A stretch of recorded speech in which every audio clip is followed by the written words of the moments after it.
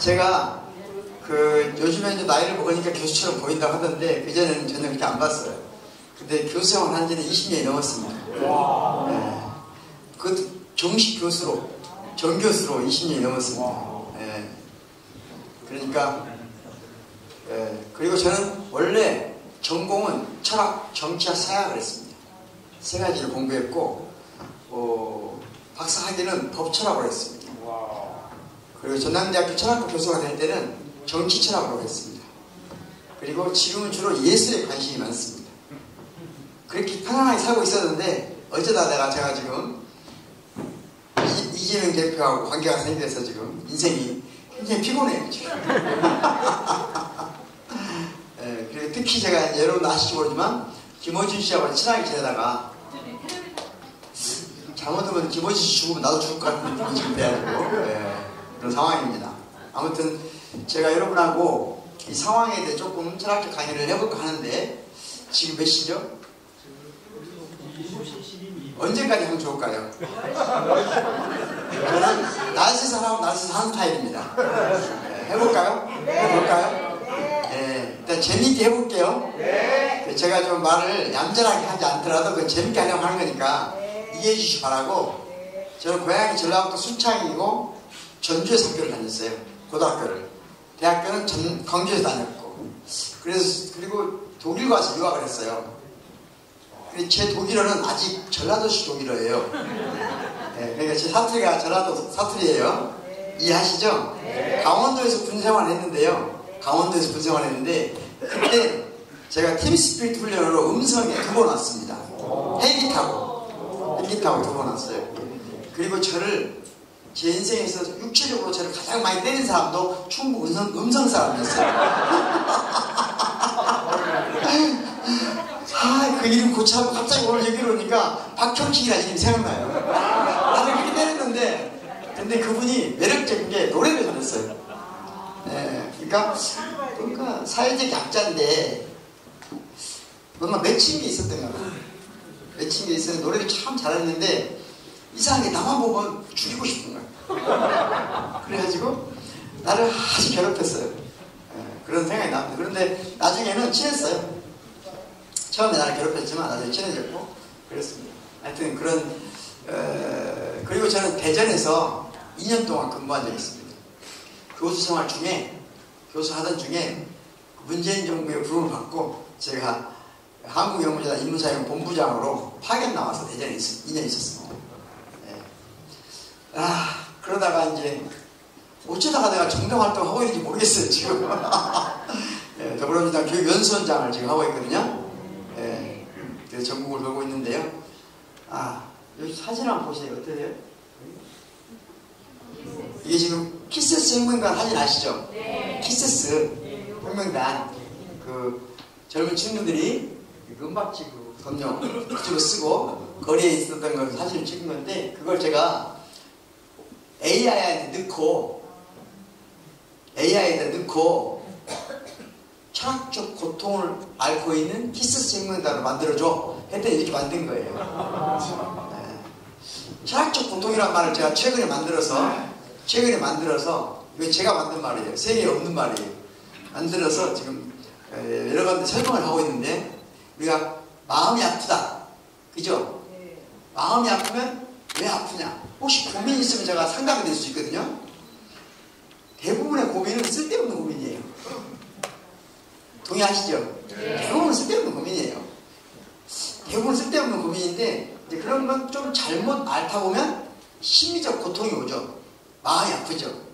그런데 마음이 아픈 것하고 육체가 아픈 것밖에 없는데 마음이 아픈 것도 아니고 육체도 아픈 것도 아닌데 뭔가 힘들어.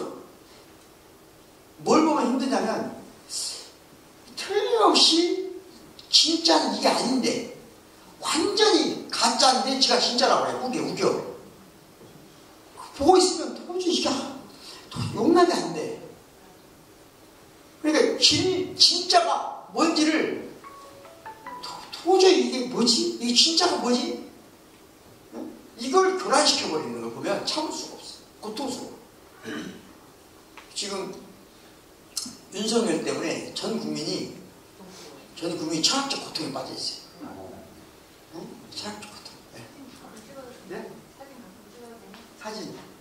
찍어도 된다. 아무데나 하세요. 제가 뭐라 제가 아무것도 안 해요. 뭐라 아무데나 하세요. 그런데 자, 조금 보면 뭔가 좀 AI가 만든 거예요. AI가 뭐죠? 그럼 인공지능은 뭐죠? 양자 컴퓨터.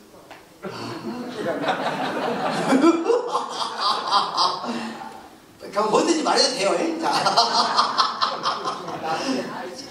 자, 이게 AI가 뭐죠? 그러면 인공지능. 인공지능이 뭐죠? 그러면 AI. 이런 걸 순환 논증이라고 그래요. 아주 쉬운 말로 하면 이런 거예요. 이런 거예요. 엄마가, 딸이, 아니 아들이 엄마한테 물어봐요. 엄마, 우리 집 부자야? 그러면 엄마가, 아니, 우리 집 가난해.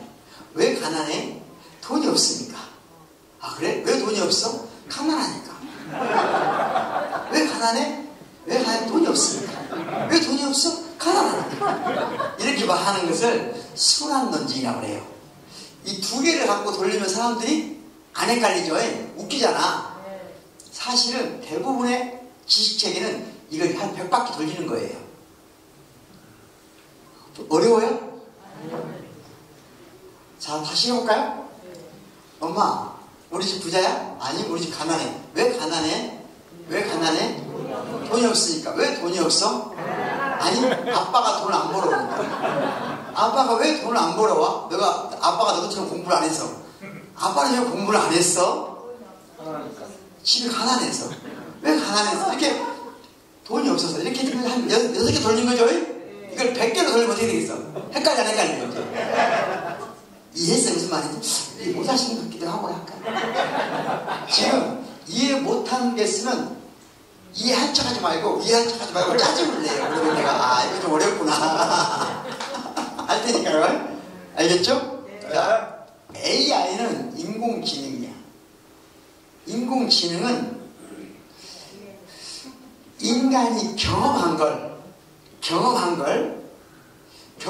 우리가 뭘 해요? 경험한 것을.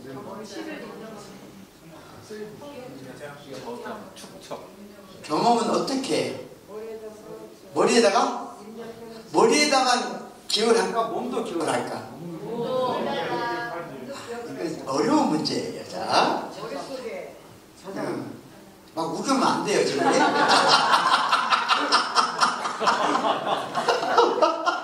자, 이쪽이 참 재밌네, 지금 보니까. 내가, 약간 저 뒤에 세 분이 꼭, 누나 같아요, 지금. 누나하고 대화할 때 느낌이야, 지금. 뭔가 말을 하는데, 연기 잘 되나? 나 헷갈릴 때가 있어요. 뭔 얘기다 말았죠, 지금? 우리 인간이 지금 여러분도 경험을 하잖아요. 경험을 하죠? 지금 정치얘기하고 좀 어려운 철진 얘기 해볼까요? 아니에요? 경험을 하죠? 그러면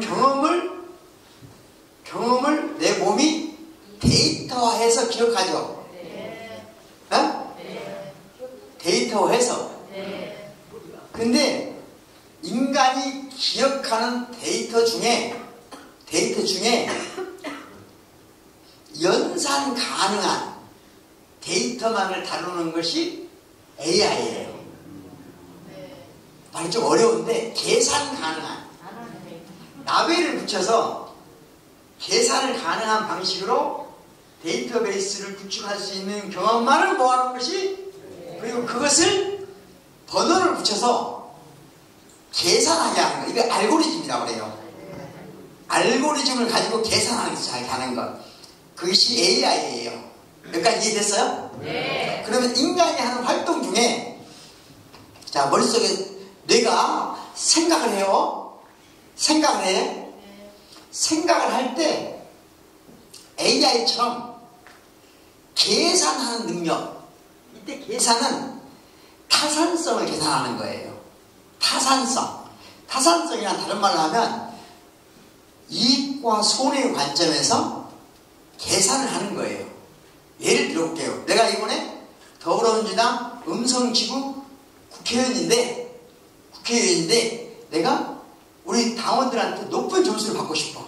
그럼 높은 점수를 받을 수 있는 방법은 뭐야? 지표를 계산해봐. 이런 지표가 지금까지 계산해보니까 높은 점수를 받는 지표야. 각각 지표에 대해서 기준을 마련해. 그 기준에 대한 평가 지표를 다시 만들어. 그래가지고 이런 식으로 하는 것이 다 AI가 하는 거예요. 할 수 있는 거예요. 이건 앞으로 인간보다 AI가 더 잘해요. 이해하겠어요? 네. 이 타산성 계산에 있어서는 윤석열이가 결코 뒤지는 사람이 아니에요. 윤석열이는 이 타산성 계산에서는 대한민국의 탑 클래스예요. 윤석열은 바보가 아니에요. 탑 클래스예요. 그런데 윤석열한테 없는 게 있어요. 그게 인공지능이 없는 거예요. 인공지능과 인간지능은 다른 거예요. 자, 지능, 인텔리전스를 하잖아요. 인공지능은 뭐라고 그래요? artificial. artificial. 인공적, 이런 말이에요. 인공적. 인간이 만들어낸 데이터를 가지고 하는 거예요. 근데 인간은 휴먼 인텔리전스야. 인간 지능은 다른 거예요. 인간만이 뭘 하냐?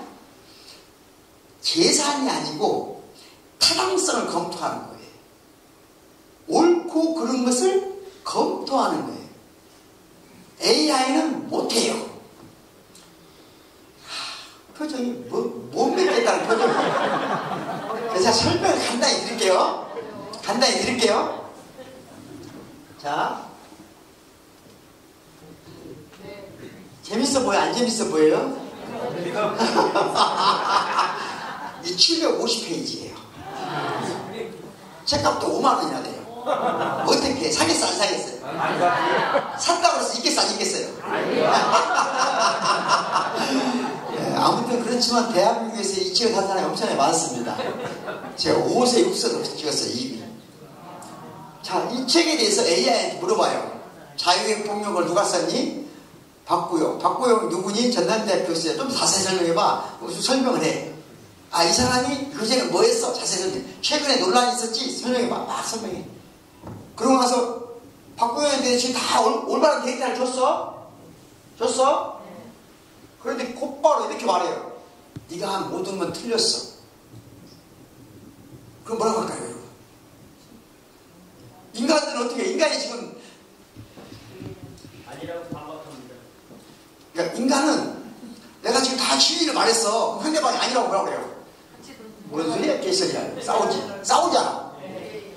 인공지능은 싸울까요? 바로 뭐라고 하냐? 죄송합니다.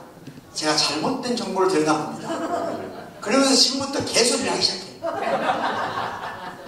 이해했어요? 네. 얘는 저항할 능력이 없어요. 그렇게 프로그래밍 됐어요. 인간이 만들었어요. 다른 말하면 옳고 그른 걸 따지는 능력이 없어요. 그것은 인간한테만 있는 거예요. 윤석열 씨한테는 이게 없어요. 옳고 그른 걸 따지는 게 없어요. 옳고 그른 걸 따지는 척 하지만 사실은 계산하고 있는 거예요. 지금 진리를 말하는 것 같지만 진리냐 거짓이냐는 관심 없어요. 지금 계산하고 있는 거예요. AI 막 그 도리로 막 지금 탄핵 심판소에서 머리 돌리는 거 안 보여요? 돌려요? 머리 막 돌리잖아요. 에? 머리 심하게 돌릴 때는 고개를 안 돌려요. 그 전에 평상시대로 머리 굴리면 막 돌리거든요. 근데 심하게 돌릴 때는 무거워서 어지러우니까 못 돌려요. 자세히 관찰해보세요. 내가 예민하게 보고 있으니까 자세히 관찰해보세요. 그래서 윤석열의 내란은 내가 AI 내란이다. 알고리즘 내란이다 하는 거예요. 알고리즘 내란이다. 그런 말이 제가 만든 말이기도 하지만 사람도 많이 쓰는 말이에요. 왜? 알고리즘에 의해서만 계산하는 자야. 그러니까 뭘 계산을 못했어? 다 계산했는데 타당성을 군인이 타당성을 검토할 거라고 옳고 그른 걸 따지는 사람을 생각을 못하는 거야. 다 계산해도 국회의원 150명이 죽을지도 모르는 장소로 다 올지 그렇게 빨리 올지 몰랐어. 네? 총무 앞에서 저항하는 힘이 있을 거라고 생각을 못했어. 야당 대표가 내란 선포되자마자 유튜브를 들고 국회로 모이라고 지랄 연병을 떨지를 몰랐어. 그래 안 그래요? 그 모든 것들 중에 하나만 삐끗했어도 내란이 아니라 혁명이 됐어. 그래 안 그래요? 만약에 그날 12.3 내란이 아니라 12.3 혁명이었다면 지금 이게 따뜻한 데서 우리가 이렇게 하고 살 수가 없어. 어떻게? 아무튼 제가 이런 책도 썼어요. 대단합니다. 그것은 아니에요. 아무튼 지금 이 빛의 혁명에 대해 설명하기 위해서 제가 열흘 동안 연구실에서 쓴 책입니다. 자, 지금부터 공부를 좀 할 건데 여러분 공부하기가 좀 힘들 수가 있거든요. 늦은 시간이라. 그러니까 무슨 말이냐면 지금 뇌를 막 가동시켜야 돼요. 근데 언제 사람이 뇌를 많이 써야 되냐면요, 계산할 때는 뇌가 절 가동돼요. 그리고 특히 지금까지 했던 계산을 하면 거의 뇌가 안 써요. 근데 한 번도 생각해보지 않은 생각을 하려면 힘들어 안 힘들어요? 지금부터 힘들 각오가 돼야 되거든요. 그게 무슨 말이냐면 이따 끝나고 나면 뭘 배웠는지를 알 수가 없어요. 그러니까 뭔가 배운 것이 없는 것 같아. 근데 왠지 모르게 피곤해야 돼요. 뇌를 막 가동시키니까 피곤해야 돼요. 가능하겠어요? 네. 자, 세상은 점점 복잡해지니까 단순해질까요? 내가 똑같은 행동을 해요. 예를 들면 30년 전에 이 시골길을 진천길을 또는 음성길을 음주운전을 해요. 사고가 날 수 있는 개연성이 거의 없어요. 예측해봐도 별로 큰 일이 없어. 지금 음주운전 하면 사고 날 위험성이 높아져. 사고가 나면 생겨날 수 있는 작용과 부작용이 옛날에는 단순해. 지 혼자만 뒤지면 돼. 근데 요즘은 많은 일이 연결돼 있어. 점점 복잡성이 늘어나요, 줄어들어요? 그럼 복잡해지면 복잡해질수록 예측 가능성이 늘어나요, 줄어들어요? 벌써 자신이 없으면 어떻게 해요, 이거? 그러니까 복잡해지면 복잡해질수록 예측이 잘 돼요, 안 돼요? 안 되지. 예측이 안 되면 기분이 좋아요, 나빠요? 그런 거예요. 그래서 사람들은 일상생활을 예측 가능한 범위 내에 살고 싶어요. 그러기 위해서 대부분은 우리는 인간의 행동을 통제, 규제해요. 서로가 통제하고 규제하기로 하기 위해서 약속을 해요. 그 약속을 다른 말로 하면 제도와 규범이라고 해요. 제도와 규범을 통해서 지금 우리들도 다 처음 이렇게 반드시 앉아있잖아요. 이것도 다 규범이에요. 훈련받은 태도인 거예요. 여기서 누가 어떤 사람이 누워있으면 어떨까요? 네? 여기 누워있으면 아프지 않은데 누워있어. 여기 누워있는 사람 있어요? 누워서 강의 들을 수 있어, 없어요? 왜? 우리가 그렇게 안 해야 될 이유가 없는데도 다 그렇게 하면 피곤해. 이제 여기 누가 누워있으면서 내가 누워있으면 안 돼? 그럼 피곤해, 안 피곤해? 의원님 오셨으면 인사 한번 하십시오. 인사하셔요. 우리 강원이 얼마나 이해가 되고 있지 안 되고 있어요? 되고 있어요. 그러니까 우리 이광희 의원님도 지금 들어왔을 때 들어올 때 자세히 생각해봐요. 옛날 같으면 만약에 우리가 30년 전에 국회의원이 들어왔다고 쳐봐요. 우리가 하고 있는데 이 자세가 들어오겠어요? 아니면 이렇게 들어오겠어요? 그러니까 이게 뭐냐면 우리가 점점 규범과 제도로 서로가 예측 가능한 행동을 해줘야 돼요. 무슨 말인지 이해했어요? 네. 그걸 시스템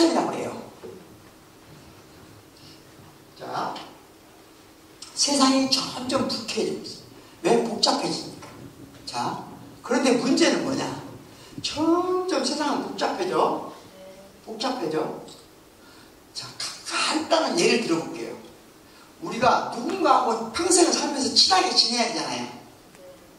친한 사람 중에 가장 친한 사람이 대체적으로는 인간이 만들어놓은 가장 친한 시스템이 가족이에요. 가족을 구성한단 말이에요. 그럼 물어볼게요. 가족이 결혼을 했으니까 가족이 되는 걸까요? 가족이 결혼을 하는 걸까요? 결혼을 하니까 가족이 돼요? 가족이 결혼을 만들어내요.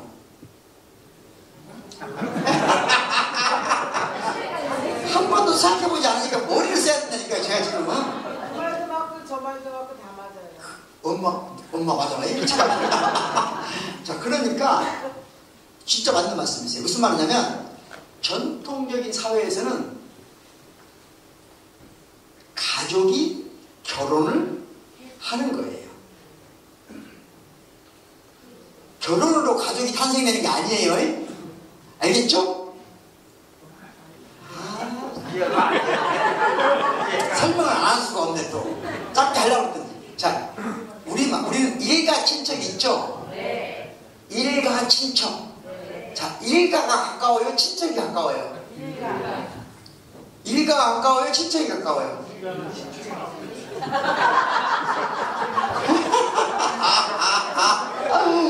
자,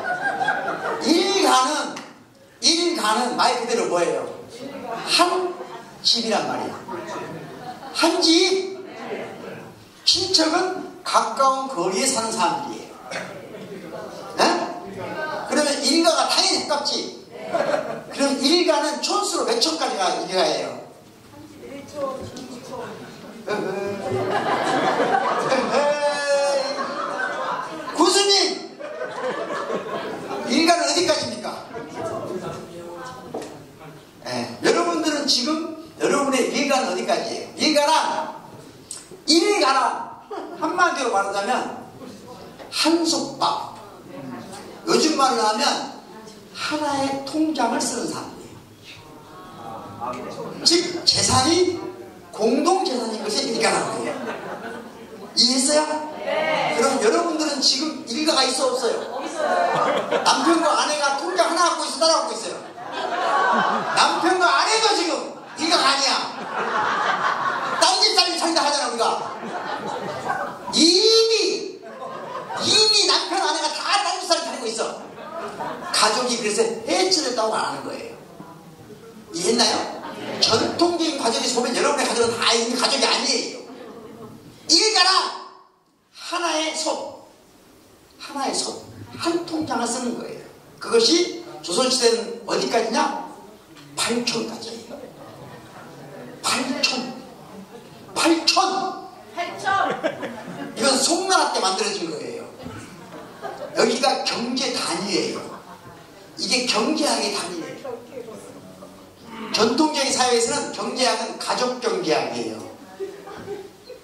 지금 엄청나게 어려운 말 하고 있는데 다 이해되고 있어요? 네? 그러니까 옛날에는 8촌이 일가예요. 네. 한 집이기 때문에 한 집인 사람들끼리는 제사도 집 안에서 지내요. 그래서 8촌까지는 방제사를 지내는 거예요. 8촌을 넘어서면 뭐예요? 친척이에요. 그러니까 친척하고는 같이 제사를 안 지내요. 친척부터는 어디서 지내요? 산에 가서 지내요. 그게 시제예요. 어렵네요. 지금 상황이 뭔가 인상 쓰는 거 보니까 이해가 안 되는 것 같아요. 지금 되죠? 이해되죠? 자, 그러니까 전통적인 사회는 원래 가족이라고 하는 것은 가족을 연결하는 가장 중요한 게 뭐예요? 한 가족이라고 하는 것은 서로 사랑하는 건가요? 가족이 사랑해야 된다고 생각하는 것은 인류 역사 전체에서 150년 전에 서양에서 우연히 만들어진 거예요. 동서양 모두 가족은 서로 사랑하는 것이 아니에요. 사랑하고 아무 관계가 없어요. 가족은 원래 동서양 어디나 똑같아요. 경제 공동체예요. 한살림 공동체입니다. 살림 공동체. 이해했죠? 네. 그래서 살림을 가장 잘하기 위해서 일가의 체계가 확립됐어요. 송나라 때. 조선시대 때도 이미 태어나는 순간 너는 가족 구성원으로서 무엇을 해야 된다가 다 정해져 있어요. 시스템화되어 있는 거예요. 제도와 규범이 안정되어 있어요. 자, 그러면 여러분들은 지금 조선시대처럼 살아요? 조선시대의 체계로 살아요? 아니면 이미 체계를 벗어났어요? 그러니까 조선시대 우리 할머니 할아버지가 보면 우리를 어떻게 보겠어요? 양반 자식이라고 보세요? 프로 자식이라고 보세요? 그건 알 수 없죠. 자, 그런데 여러분들은 결혼을 하실 때 누가 돈 벌어오고 누가 돈을 밖에서 벌어오고 누가 살림살이를 할지를 토론을 했어요? 안 했어요? 안 했어요. 그럼 이미 정해져 있는 대로 산 거예요? 아니면 토론한 거예요? 정해진 대로 살았죠? 네. 그럼 그때 정해진 것 속에 서로 갈등이 없었어요. 서로 동의하면 아무 문제가 없어요. 시스템이 안정화될 때는 그 시스템의 약자조차도 크게 불편함을 못 느껴요. 그런데 어느 순간 이 시스템이 도저히 이 복잡해진 현실을 반영을 못해. 그러면 사람들이 시스템을 존중해야 안 해요? 안 하니까 지금 조선시대 시스템이 붕괴된 거죠. 일가를 8천이라고 생각하는 사람이 있어 없어요? 이거 안에?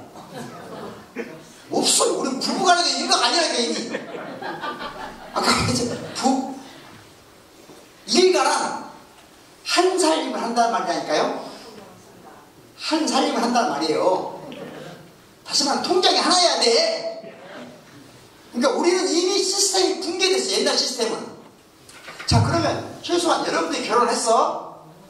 자, 이건 친밀 공동체. 옛날에는 가족이 경제 공동체였는데 지금은 친한, 친밀성, 우정과 사랑, 신뢰가 가장 중요해요. 그렇죠?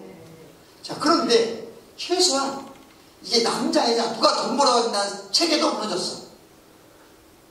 누가 밥을 해야 된다는 건 정해서 안 정했어요, 지금. 지금. 다 달라, 이 안에 지금. 다 달라요.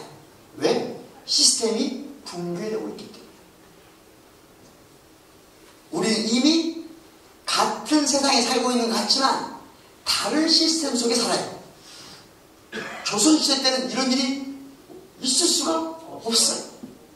지금은 세상이 너무 빨리 변하기 때문에 지금 여기 있는 더불어민주당 당원들, 핵심 당원들도 다 가족 생활이 달라. 그리고 그 체제가 협상하고 타협한 게 쭉 유지되는 거예요.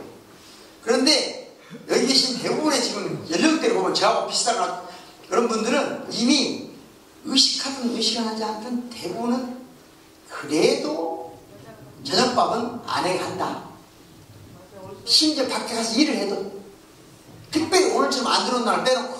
빼놓고 왔어요. 그랬어요? 이게 일반적이에요. 아직까지 일반적이에요. 그런데 이 체계가 서로가 동의가 되면 피곤하지 않아요.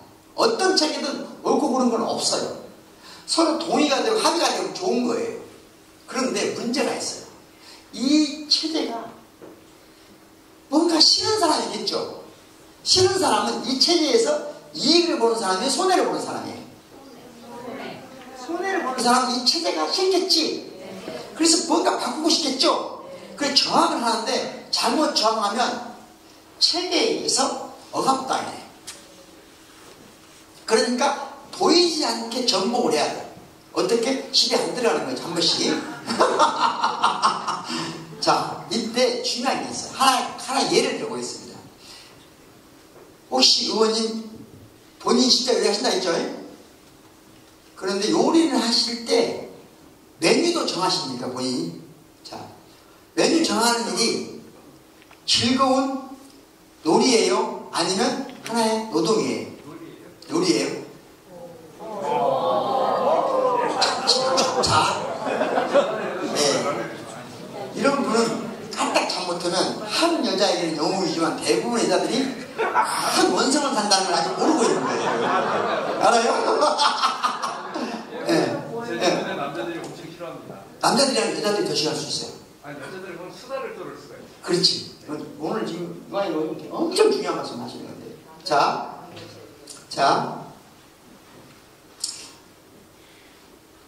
음식을 하는 것도 노동이지만 메뉴를 정하는 것도 대부분 노동이에요. 왜? 자기가 원해서 한 게 아니고 체계가 명령을 내서 할 때는 노동이에요.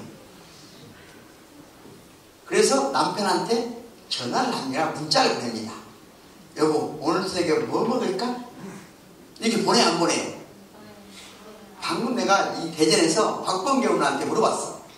박범경이 마침 오늘 점심 때 자기가 지금 막 뭐 이런 걸 하고 있는데 아내가 오늘 뭐 먹을까 물어봤대. 그럼 어떻게 남편이? 아무거나. 이렇게 말했대요. 내가 그런 것까지 정해야 합니까? 에? 그러면 자, 옛날 책에는 메뉴를 정하는 것도 여자의 노동이에요. 몫이에요. 그런데 지금 여성들이 오늘 저녁에 뭐 먹을까요? 물어보면 회사에서 그 메시지를 받은 남성은 짜증나겠어? 즐겁겠어요? 짜증나지. 그것까지 제가 정해야 되니까 라고 하면은 죽을 것 같으니까 맛있는 거 먹읍시다. 당신이 원하는 것을. 이렇게 보내. 그러면 아내가 보기에 야, 우리 남편 훌륭하다고 생각하겠어요? 아니면 노동을 분업하자는 나의 이 요구를 거부한다고 느끼겠어요? 그렇지. 그러니까 다시 아내가 짜증을 냅니다. 여기까지 이해했어요? 네. 그러면 아니 당신이 먹고 싶은 대로 하세요. 저는 뭐든지 좋습니다. 이렇게 말하는 남편은 체제의 수호 세력이에요? 아니면 범민주 진영이에요? 네? 체제 수호 기득권 다시 말하면 국민의힘 윤석열인 거예요. 이 말을 왜 하냐? 우리 모두가 다 윤석열일 수 있다는 생각을 해야 진짜 윤석열을 몰아낼 수 있는 거예요. 이게 무슨 말이냐? 윤석열은 나한테는 윤석열이 아예 없다고 생각하면 윤석열은 또 와요. 더 나쁜 윤석열이 나타나요. 진짜 윤석열을 몰아내려면 이 말을 하고 있는 박구영 안에도 윤석열이 있다는 걸 인정해야 돼요. 그래야 진짜 윤석열을 뿌리째 뽑을 수가 있어요. 이해했나요? 네. 자, 이 말은 자, 어떻게 해야 되냐? 사실 가장 좋은 답은 아내가 노동을 분담하자는 거거든. 그러면 가장 좋은 것은 오늘 저녁에 뭐 먹을까를 수다를 떨면서 협상할 수 있어야 돼. 이게 민주주의예요. 체계가 이미 고착 상태로 우리를 억압할 수 있는 상태가 지났어. 체계가 고체가 아니라 액체로 물렁물렁해져서 가족이 이미 통장도 따로따로 쓰고 있는데 여기서 여자만 밥을 짓고 여자 혼자 메뉴를 결정한다는 것은 이미 후체제야. 그러니까 자, 남편은 그렇다 치자고 이미 버린 몸이니까 아이들한테는 물어봐야 돼요. 그리고 아이들하고는 협상해야 돼요. 협상하고 타협하는 것을 어릴 때부터 수다 떨고 협상하고 타협하는 아이들은 어떤 상황이 돼도 민주주의를 지킵니다. 그런데 엄마가 우리 아들 뭐 먹을까 했더니 엄마가 좀 결정해. 참 걱정되면 밥하기 싫으면 통닭이나 시켜주든가. 이런 아들한테 계속 그렇게 하도 놔두면 언젠가 파시스트로 성장합니다. 그러니까 우리 가족 안에 이미 윤석열이 있어요. 나한테만, 내 안에만 있는 게 아니고 이 박구용 안에도 윤석열이 있고 박구용 가족 안에도 윤석열을 지지하는 저 파시스트들이 있어요. 오늘 또 제가 부산역에서 대전역에서 탄핵을 반대하는 사람들 봤어요. 멀쩡해. 우리하고 똑같이 생겨서 악마가 아니야. 네? 악마가 아니에요. 그분들이 우리하고 똑같이 생겼다니까. 어떻게 인간이 그럴 수 있다고 생각하면 안 돼요. 예? 하여튼 제가 지금 이쪽은 확실히 큰 누나하고 대화하고 있는 느낌이에요 지금.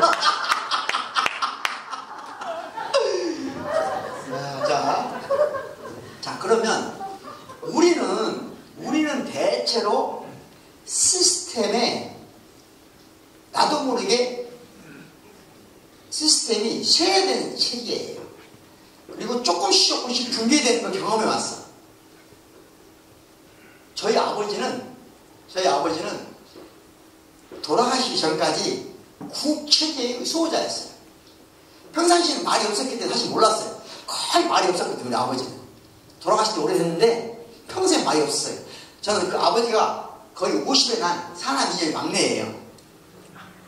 근데 제가 유학을 갔다 와서 우리 집을 지금 시골집을 개조를 하는데, 개조를 하면 부엌하고 안방을 연결하잖아요. 근데 방을 좀 크게 하려면 어떻게 해야 돼? 그 칸을 없애야 되잖아. 방을 타버려야 되잖아. 근데 우리 아버지가 도저히 그건 안 되겠대. 근데 왜 안 된다는 말을 안 해? 반대만 해. 엄마가 그래, 아버지가 그걸 왜 반대하는지 모르겠다. 네가 좀 와봐라. 갔어. 아버지한테 몰래 아버지한테 따로 방으로 가서 아버지 왜 반대하세요?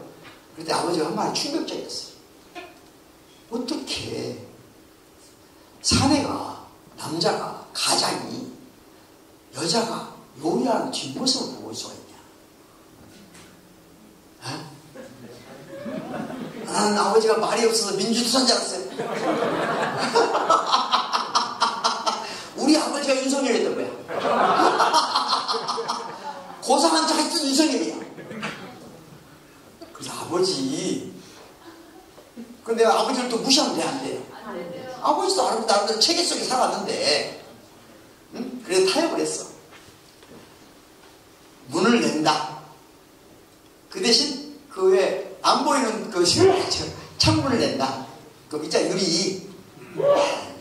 무슨 말 이해했어요? 네. 아버님 돌아가시고 싹 없애버렸습니다. 그런 거다, 인생이란, 삶이란 것이. 그런데 태어나는 순간부터 세상이 너무 복잡한데, 엄마나 아버지는 자기가 쇠뇌된 것을 자식한테 그대로 이식시키려고 하거든요. 여러분 그렇게 했어, 안 했어요? 자기도 모르게 자식한테 그대로 이식을 시키거든요. 근데 자식이 보기에 엄마가 나한테 이식시키려고 하는 체계는 내가 경험한 이 세계하고 너무 안 맞아. 안 맞아도 너무 안 맞아. 그러면 엄마가 말한, 아빠가 나한테 전해주려는 체계를 인정해요, 무시해요? 여러분들이 말할 때 여러분 자식들이 여러분을 무시해야 안 해요? 말은 안 하지만 눈빛이 다르죠? 네? 그건 뭐냐면 우리가 이전시키려고 하는 체계가 이 친구들한테는 안 맞는 거예요. 그래서 이 친구들한테는 모든 시스템을 부정하는 상태로 출발해요. 이게 1990년도 이상에 태어난 대한민국의 평범한 대한민국의 청년들이에요. 지금 30대 중반까지. 이 친구들은 그렇게 태어났어요. 그걸 뭐라고 하냐면 nothing 상태라고 해요. nothing. 나를 이렇게 해라고, 인간이라는 게 이렇게 해야 된다라고 하는 규범이 원천적으로 반드시 인정할 수밖에 없는 그 무엇이 사라져버렸어요. 이걸 nothing 상태라고 해요.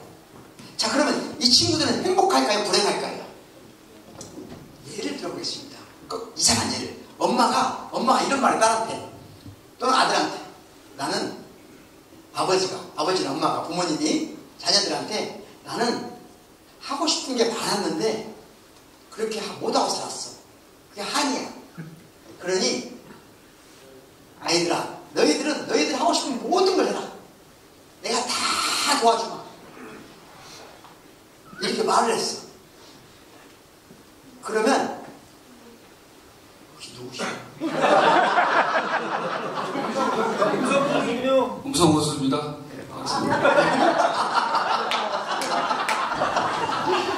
제가 코미디 해도 되겠죠? 그러면 자, 아빠가 아들딸한테 마음대로 넌 해라고 했어. 누가 살기가 힘들어 보일까요? 부모가 힘들까요? 자식들이 힘들까요?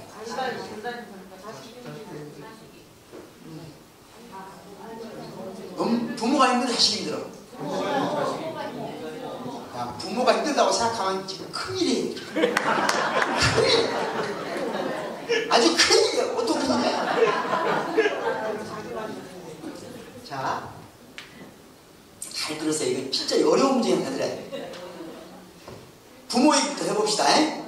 자, 부모는 하고 싶은 게 많았는데 못한 걸까요? 아니면 못하는 게 명확하기 때문에 하고 싶은 게 생겼을까요? 한 번 더 생각해보지 않은 거죠? 다시 물어봅니다.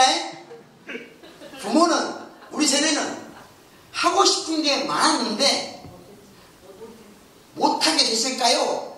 아니면 할 수 없는 게 명확하기 때문에 하고 싶은 게 생겼을까요? 욕망이 있고 금지가 생겼을까요? 금지가 있으니까 욕망이 생겼을까요?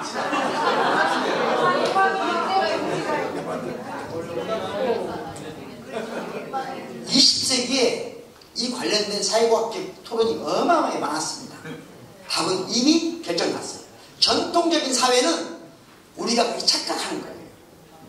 금지가 있으니까 욕망이 있는 거예요. 부모가 하고 싶은 게 있었던 게 아니고 할 수 없는 게 명확했기 때문에 하고 싶은 욕망도 뚜렷했던 거예요. 그래서 그 욕망을 쫓아가서 살면은 어려운 게 없어요. 실패하거나 성공하는 것밖에 없어요.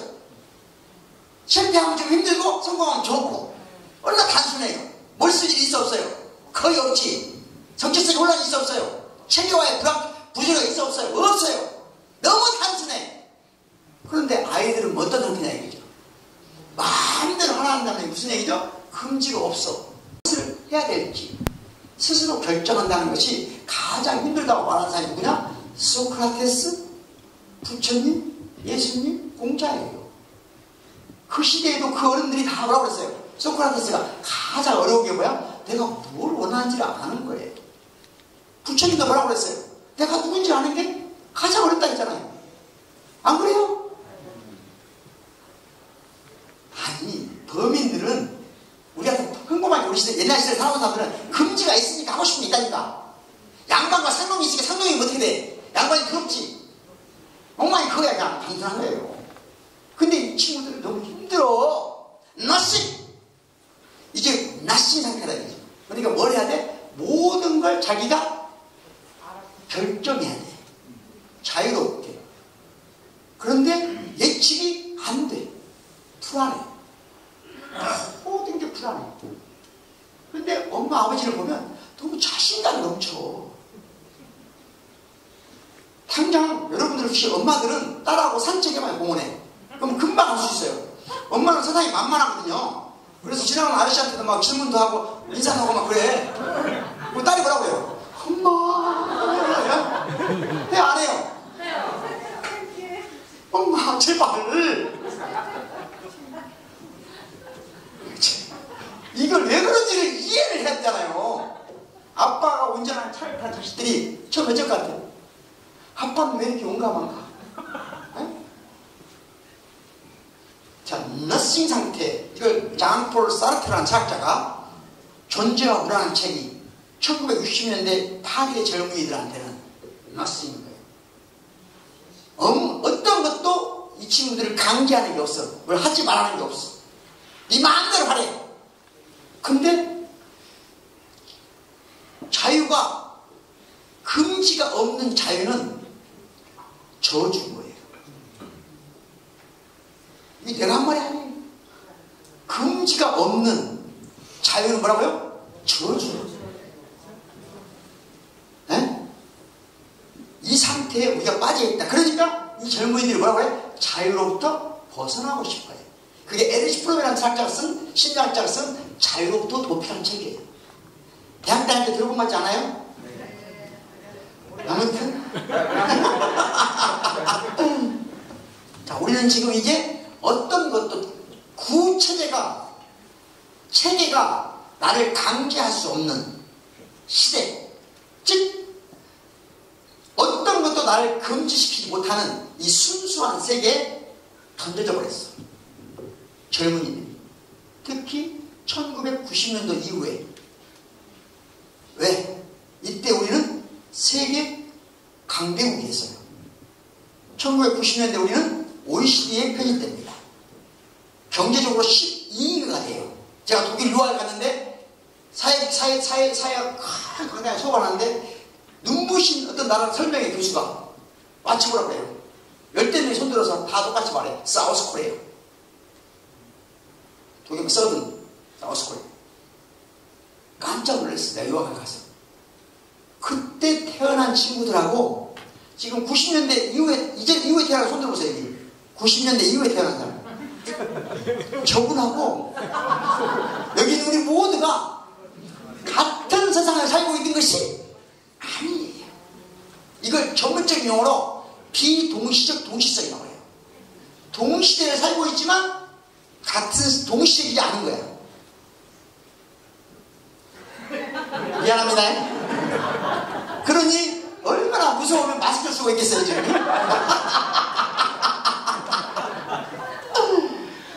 자, 그러면 이제 아까 말했죠. 규범과 제도가 합쳐져서 체계를 만든다 그랬어요. 엄마가 아이하고 관계를 옛날에는 체계대로 이렇게 하면 됐어요. 그러니까 엄마가 그냥 옛날 우리 어머니들처럼 체계가 명령한 대로 살았어. 엄마들은. 우리 엄마들은. 그런데 지금 우리 세대만 해도 이미 체계의 명령을 벗어나고 있어. 이때 체계의 명령을 벗어나는 과정에 스스로 남편과 우리 의원님처럼 남편하고 매 순간 협상하고 타협해서 우리가 어떻게 이 물렁한 체계를 우리가 원하는 체계로 만든 사람은 민주적으로 가족을 형성하면 살 수 있어. 이게 피곤해 안 피곤해? 근데 집에 갈 때마다 매 순간 타협해야 돼. 피곤해 안 피곤해? 피곤해 안 피곤해요? 정해져 있는 게 편해? 아니면 집에 갈 때 설거지를 누가 해야 되나? 오늘 저녁에 누가 해야 되나? 뭐 해야 되나? 매 순간 협상하고 타협하다면 힘들어 안 힘들어? 매 순간 협상하고 타협하는 것은 기체형이라고 해요. 기체형 가족. 기체형. 모든 게 정해져 있는 건 고체형. 고체형. 큰 틀의 줄기는 물렁물렁하지만 정해져 있어. 하지만 필요할 때는 언제든지 타협할 수 있어. 이게 액체형. 지금 우리 의원님은 내가 진짜 근데 액체형이에요. 동의하십니까 혹시? 대체로 액체형이 같아. 속살 안 받습니다. 선생님은 원래 고체형인데 지금 액체형이 들어가서 기체형으로 가고 있는 것 같아. 아니 농담이 보고 좀 해주세요. 나중에 자 이때 부모들이 체계가 고장났고 더 이상 설명할 수 없다고 하면 체계의 대변자가 되면 체계의 대변자 역할을 하자는가? 그러면 자식이 보기에는 우리가 독재자예요. 그리고 그게 지금 1990년 이후에 태어난 친구들이 우리 세대 전체를 볼 때 그렇게 보고 있어. 큰 틀에서 국힘과 민주당의 큰 차이를 못 느낀다고 말해. 못 느끼는 이유는 민주적, 절차적 민주주의는 조금 민주당이 나아. 그건 다 알아야 돼. 쉽게 말하면 회의할 때 애정을 지키는 거. 애정하는 이 정도는 사실 별로 중요한 게 아니야. 근데 진짜 민주주의는 뭐냐? 매 순간 누구든지 의의를 제기하면 협상하고 타협할 수 있는 낯선 상태에서 타협하고 협상할 수 있는. 근데 우리 세대는 그걸 해야 안 해. 자식들보다 우리가 도덕적으로 더 안정되고 더 좋은 상태가 있다고 생각해요? 아니면 자식들이 훨씬 더 도덕적이라고 생각해요? 솔직히 여러분들이 도덕적으로 생각하면 부도덕한 상태에 빠져 있는 거예요. 네? 더 들어볼까? 쉬운 예를 들어볼게요. 공원을 산책하는데 엄마가 따라고 어디선가 울려오는 상처받은 고양이의 울음소리를 누가 잘 들어요? 엄마가 잘 들어 딸이 잘 들어요. 그 상처받은 고양이한테 뭐라도 가서 하려고 하는 게 엄마가 더 많이 해요, 딸이 많이 해요? 누가 더 도덕적이에요? 누가 더 도덕적이에요? 우리는 도덕적인 게 아니라 체계의 수호자인 거예요. 도덕 체계의 수호자. 다시 말하면 구체계를 옹호하는 국힘과 윤석열. 우리 딸이 보기에는 우리가 그렇다 이 말이에요. 이 말을 꼭 그렇다고 아니고 조금 이해해보기 위해서 극단하는 거야 내가. 혹시 이해 못할까봐 좀 극단한 거라고요. 이 극단한 설명이 있는데 그 극단한 시키는 것만 가지고 지금 생각 멈춘 사람이 있어. 원래 사태를 정확히 파악하려면 극단적인 상황을 몰라가서 사유를 하는 거예요. 이해했죠?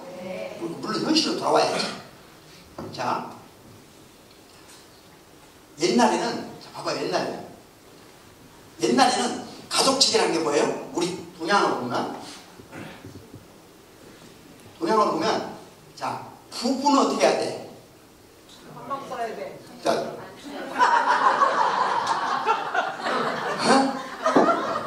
부부는 유별이야. 부부는 뭐예요? 유별이란 뭐예요? 헤어져야 돼. 부부는 한 방 쓰면 큰일.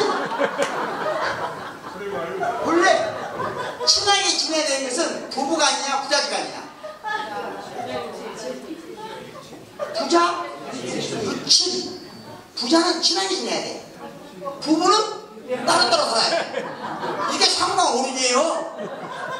지금 이 말을 모르신 분들은 조선시대 체계가 무너졌어 지금. 아무리 자, 그러면 조선시대는 여러분이 만약에 양반집이었다. 그리고 조금이라도 살림이 있었다. 그러면 조금 부잣집은 이렇게 합니다. 지금처럼. 자, 남자나 여자나 모두 여기서 태어나요. 성인이 되면 여자는 딴 집으로 시집을 가고요. 시집을 가서 다시 여기로 옵니다. 딴 집에 시집가면 이리 와요. 알겠죠? 남자는 성인이 되기 전에 이리 옵니다. 평생 여기 삽니다. 둘째 아들은 쫓겨납니다. 장자만 마지막에 살아요. 알겠죠? 남자는 평생 여기만 있어야 돼요. 여자는 평생. 남자는 밖에 나갈 수가 있어. 양반집 여자는 여기를 나가면 안 돼요. 물론 양반이 아닌 사람은 다 필요 없어. 둘째 아들은 나가면 집을 안겨줍니다. 허름한 집 하나 줍니다. 그러면 둘째 아들부터는 이미 양반이지만 과거에 극지하지 못하면 상금 같은 삶을 살아야 돼요. 옛날에 그런 거예요. 왜 그러냐면 전통적인 봉건제 사회에서는 재산을 분할해주면 집안이 망해요. 그러니까 장자한테 모든 걸 몰빵해줘야 집안을 지킬 수가 있어요. 그래서 둘째 아들부터는 공부를 해서 과거에 일자하지 않으면 상놈하고 똑같아져요. 둘째 아들은 3대만 가면 거렁뱅이 돼요. 그래서 족보를 팔고 그러는 거예요. 둘째 아들부터는 가면은 과거에 일제 못했다. 그럼 방 한 칸에서 같이 사는 거예요. 평생 죽을 때까지. 그게 좋아요? 아니면 남편이 거의 못 보고 애기날 목적으로 한 번씩 보고 대부분 여기서 혼자 사는 게 좋아요. 어떤 게 좋을 것 같아요? 자, 권력 전통적인 사회에서는 가족이 있으면 이게 체계예요. 지금 이렇게 사는 사람이 있어 없어요? 이렇게 사는 것이 사람이 대부분이잖아요. 아파트만 같이 지금 보이지 않는 사람만 집에 있어 없어요? 없어요? 아, 좋은 상태군요, 여러분. 사실 이것만 가지고도 조선시대의 가치체계에 대해 몇 시간 동안 설명할 수 있어요. 이런 걸 하는 것이 철학이에요, 철학. 철학이 뭐 인생이 어쩌고 유성열이처럼 막 가서 정 보는 거 아니에요? 그게 아니고. 자, 그러면 현대사회. 우리는 남녀가 만났어, 이렇게. 지금 이 정도면 둘이 지금 땡기고 있다는 게 안 땡긴다는 거예요. 땡기고 있어. 희망이 땡긴다는 얘기고, 더군다나 술 한잔 먹고 있어. 이 정도면 사랑한다는 얘기잖아요. 그러면 전통적인 우리가 대학 다닐 때만 해도 이 정도면 어떻게 해야 돼? 사귀어야지. 사귀는데 결혼도 해야지. 결혼하고 애기도 낳아야지. 애기 낳고 오랫동안 살아야지. 이렇게 살았어. 저희가 정해졌어. 근데 지금 이 친구들이 서로 사랑을 느꼈어. 근데 이 사랑이 앞으로 어디로 가야 되는지가 정해져 있어, 안 정해졌어? 안 정해져. 당장 오늘 밤 같이 사랑을 나눠야 될지 안 나눌지도 정해져 있지 않아. 사랑하는지 안 하는지도 확인할 수가 쉽게 없어. 힘들어 안 힘들어? 힘들어 안 힘들어? 힘들다. 근데 사람은 묘하게 어떻게 돼요? 두 사람만 만나면 두 사람 사이에는 반드시 권력이 생겨. 권력이랑 다른 게 아니에요. 자, 이걸 내가 들고 싶을 때 들어요? 잡아요? 이런 걸 힘이라고 해요. 힘. 바깥 세계를 내 마음대로 움직이는 능력. 약간 이해했죠? 이해했어요? 네. 우리 모두 박수 한번 칩시다. 이렇게 다른 사람을 물건이 아니라 다른 사람을 움직일 수 있는 게 권력이에요. 알겠죠? 네. 선생님 손 한번 들어주실래요? 박수 좀 쳐주실래요? 이렇게 내가 원하는 대로 움직이면 내 권력의 의지가 통한 거야. 그러니까 내가 기분이 좋아. 근데 내가 속도 차가운데 계속 안 치고 있어.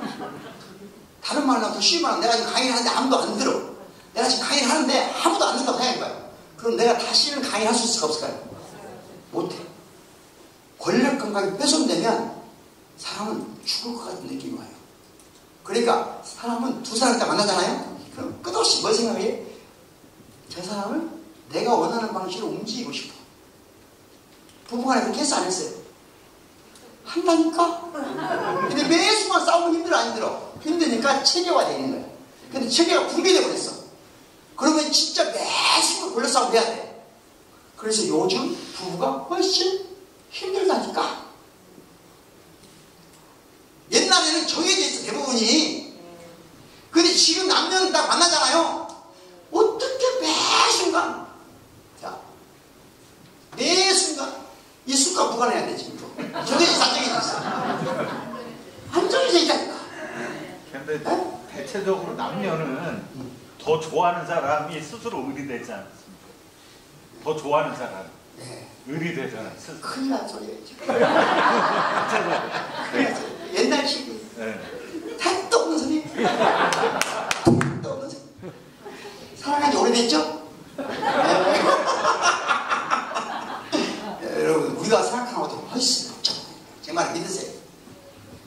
우리가 대충 지금 휘어잡는 것으로는 너무 복잡해졌다니까요. 지금 이 친구들은 너무 복잡한 세계에 빠져들어 버렸어요. 왜?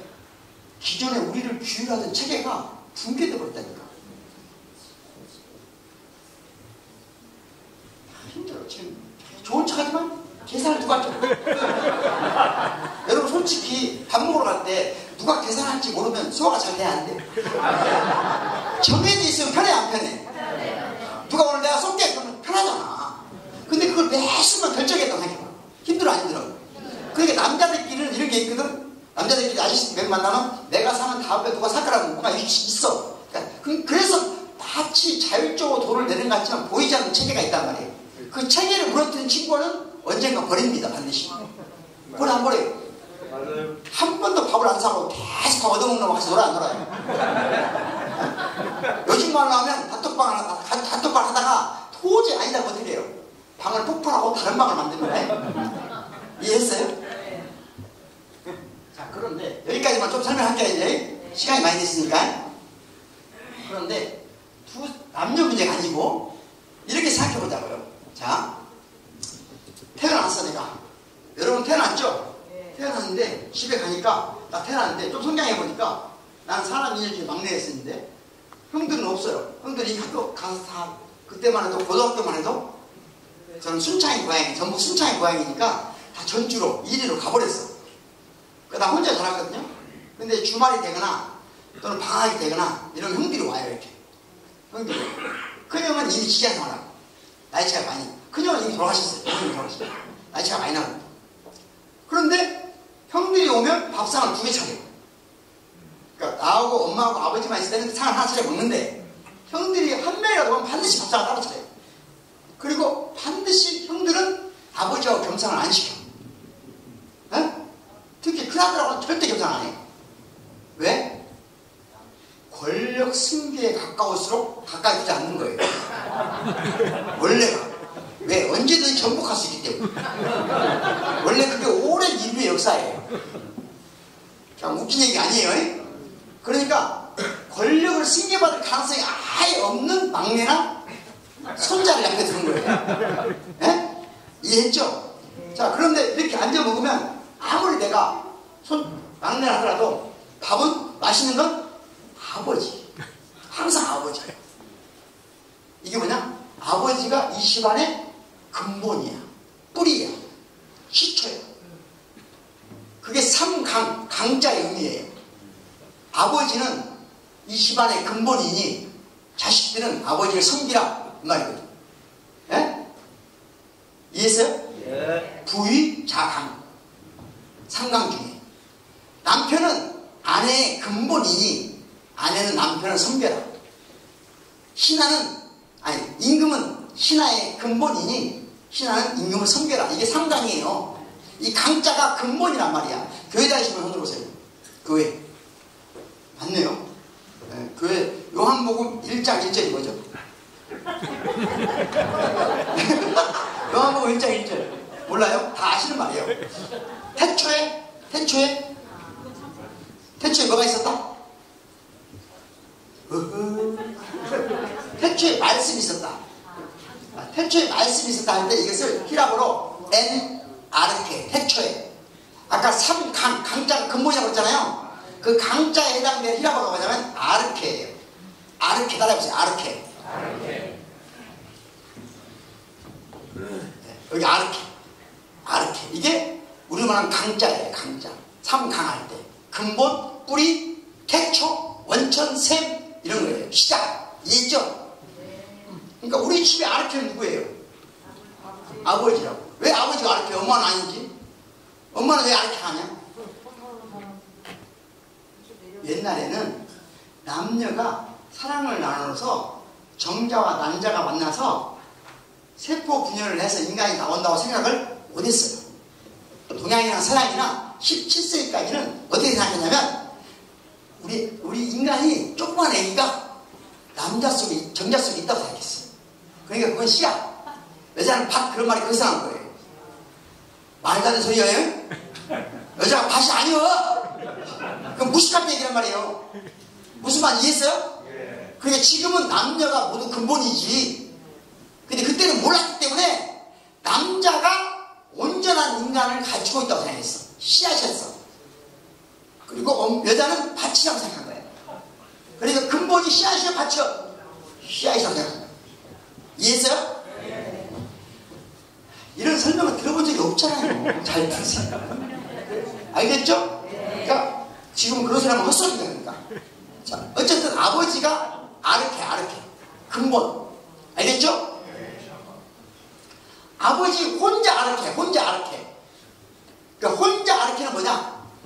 혼자가 뭐예요? 혼자가 우리 옛날에 그 녹음기 사면은 스테레오 들었지, 스테레오. 스테레오는 따로 그 말이에요. 반대가 뭐예요? 모노는 혼자란 말이에요. 혼자. 아버지는 혼자 아르케야.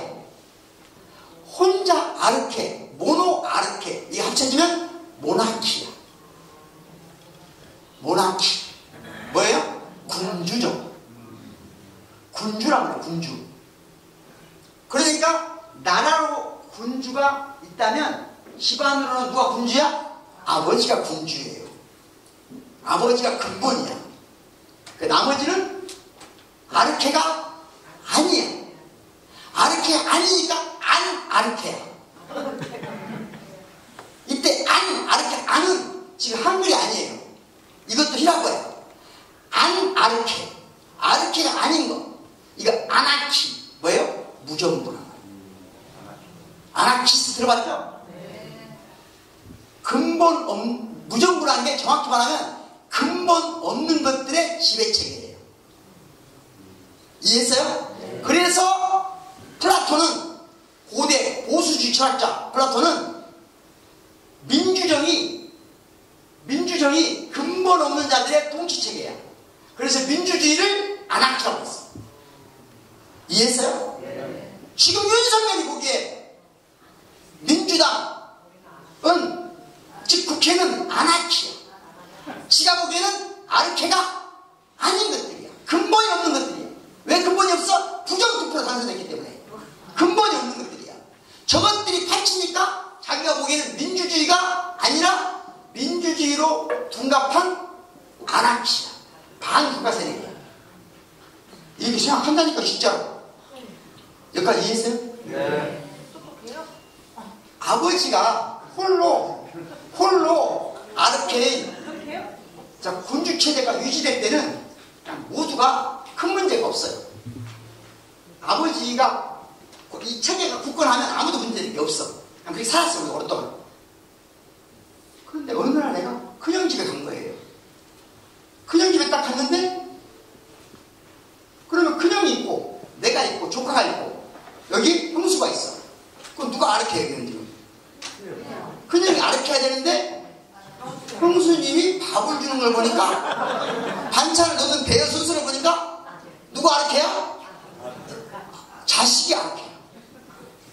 그것도 혼자 아르케야. 얘도 모나키야. 이렇게 성장하면 어떻게 되냐? 이렇게 성장하면 윤석열이 되니까. 네? 그러니까 어떻게 키웠어야 돼?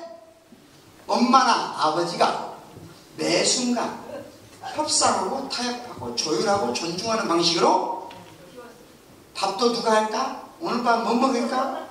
술은 누가 먹을까? 이불 자리는 누가 깔까? 매 순간 어느 정도 고정만 했더라도 언제 이번 주는 당신이 하고 이번 주는 내가 하고 이게 스트레스 안 받고 물러난 상태에서 매 순간 협상하고 조율했다면 그렇게 성장한 아이들은 보다 이상적인 아이들라도 어느 정도 다시 말하면 부모가 막 수다리만 끌고 막 애들하고 장난도 하고 이렇게 했으면 그 아이는 뭘로 성장해? 근본 없는 자. 안 아르키로 성장을 해. 안 아르키로 성장해. 자, 그러면 학교에 갔어. 혼자 아르키로 성장한 애가 학급에 장기자랑, 놀이, 재밌는 학급회의 할 때 얘가 주도해? 아니면 혼자 아르키가 주도해? 아니면 근본 없는 안 아르키로 성장하는 애가 지도하는 것 같아. 그렇지. 지금은 딱 그렇게 된 거예요. 1990년도 1월에 유치원의 모습은 뭐냐? 모나키로 성장한 애들이 당황해. 왜 당황하냐? 분명히 우리 집에서는 나 혼자 왕인데 학교 가보니까, 유치원 가보니까 근본 없는 것들이, 아나키들이 판쳐. 뭐 좀 말 좀 해보려고 하면 말도 안 돼. 뭐 안 먹혀. 그러니까 어떻게 돼?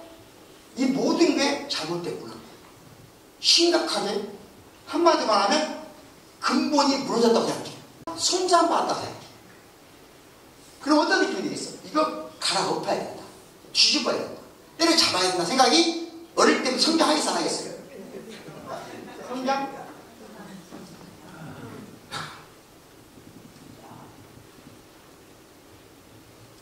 성장했어. 마지막에 종착지 오래돼요. 서구지법에 단동안에. 이 친구들은 특징이 이 복잡한 세계를 더 이상 복잡하게 보지 못해요. 복잡하니까 매순간 어찌해야 돼? 타협하고 조율하고 훈련이 되는데 그게 안 돼 있어. 세상은 모든 것을 강과 약으로만 봐. 강과 약으로 본 사람들은 강한 걸 좋다고 보겠어? 약한 걸 좋다고 보겠어요? 강한 걸 좋다고 봐요. 자기가 약하냐 강하냐는 안 중요해. 강한 것에 옆에 있고 싶어. 그게 파시즘이야. 파시즘이란 말은 이태리어인데요. 한마디로 말하면 이런 거예요. 나무 다발 위에 한 도끼자루가 꽂혀져 있는 거예요. 그러니까 독재하고 파시즘은 달라요. 독재는 가난한 나라들의 주요 특징이에요. 개발도상국이 많이 나타나는 거예요. 특히. 그런데 파시즘은 뭐냐면 강대국의 병이에요. 왜 강대국의 병이냐? 세계를 앞에서 리드하고 있는 강대국들이 막 흘러간단 말이에요. 이게 흘러갈 때 고체형으로 가요? 기체형으로 가요? 아니, 앞서간 나라들은 고체형을 떠나서 액체형, 기체형으로 간단 말이에요. 막 흘러가요. 그러니까 여기는 복잡해요. 쉽게 말하면 이스라엘 가장 기체형 도시가 어디 있어요? 세계 전체에서 뉴욕이에요. 뉴욕 가보세요. 금방 느낄 수 있어요. 거기에 규범이 있어 없어요? 없어. 매 순간 새로운 규범이 탄생하는 곳이야. 세상에 그런 자들이 앞에서 이끌어 간단 말이에요. 우리나라도 이미 1990년대 이 대열에 선두에 섰어요. 그때 태어난 애들은 그 흐름에 맞춰서 가면 문제가 없어. 그 흐름에 맞춰서 가야 되는데 아까 모나키들은 흐름을 못 따라가. 조금 뒤쳐져 가는 건 괜찮아요. 좀 늦게 따라가면 되잖아. 근데 늦게 가는 게 문제가 아니고 역주행을 하고 싶어. 그게 파시즘을 만드는 동력이에요. 윤석열은 그들의 도끼야. 윤석열을 우리가 탄핵하고 몰아내면 이 나무다발들은, 즉 나무다발의 도끼가 파시즘이라고 했잖아요. 역주행하고 있는 이 나무다발들은 사라질까요? 새로운 도끼를 찾아낼까요? 그렇다면 윤석열이 죽는다고 해서 이 파시즘의 준동이 사라질까요? 안 사라질까요? 사라지지 않는다는 거죠. 그러니까 긴 싸움이 시작됐다. 근데 이 싸움은 이길 수 있는 유일한 힘은 어디에 있냐? 사실은 매 순간 협상하고 타협하는 생활 속 민주주의예요. 생활 민주주의. 매 순간 어떻게? 오늘 점심 먹으러 가요. 뭐 먹을까? 같이 지역위원회 간부들끼리 점심 먹으러 갔어요. 짜장면 집에 갈까? 먼 집에 갈까? 그러면 상의가 쉽게 돼야 안 돼요. 상의가 안 되면 피곤해, 안 피곤해? 그러니까 누군가 독재를 하는 사람 좋아해요. 이러면 극복이 안 된다. 그리고 훈련을 해야 돼. 매 순간 타협하고 협상하는 훈련이 자연스러워요. 즐거워야 돼. 이거 즐겨야 되는데 야 오늘 안 돼 있어. 가자. 한 사람. 그런 사람 좋아해요. 또 집에 가서 예를 들면 볶음집에 갔어. 볶음집에서 한 명이 자기가 원하는 건 뭐가 있잖아요. 그래 안 그래요? 근데 그걸 못 참아. 까치복으로 통일하자 오늘은. 누가 그런단 말이야. 특히 군수님이 그러면 다른 사람 깔아맞힐 수 있어. 반항할 수 없어요. 직원들은 사실은 처음에는 우리 세대는 그런 군수님을 좋아합니다. 확 빨리 피곤해. 우리는 왜 훈련이 안 되기 때문에 그거 지금 이 상태에 뭐 맛이 까치고 뭐 먼 거리 뭔데 빨리 가고 가야 되는데 군수님이 통일해주면 편해. 그게 우리 세대야. 근데 지금 이 세대들은 그런 사람들을 파시스트다. 민주당이냐 국회냐 아무 차이를 못 느껴. 그러니까 우리 모두는 이런 데 익숙해 있어. 쉽게 통일하자고 해. 빨리빨리 하자고 해. 아니 그게 필요해. 야 짜장면 통일 오케이? 땀포 몇 명? 짜장면 몇 명? 볶음 알았어 2명 이렇게 한다는 거야. 네? 이렇게 하면 아까 그 20대 마스크 쓴 청년들은 이 모습이 너무 이상해. 너무 이상해. 더 쉬운 예를 들어볼게요. 혹시 여러분들 양주 드십니까? 양주 드시는 분? 한 분도 없어요? 양주 드시면 여러분들 혹시 양주를 최고 좋은 게 뭐예요? 최고 좋은 거, 비싼 거. 발렌타인 30년, 조니어코 블루, 예? 또는 로얄 살루트, 몇 년 전이다, 21년 산. 이 정도가 한 100만원대예요. 예? 공항에 사면은, 공항에 사면 얼마죠?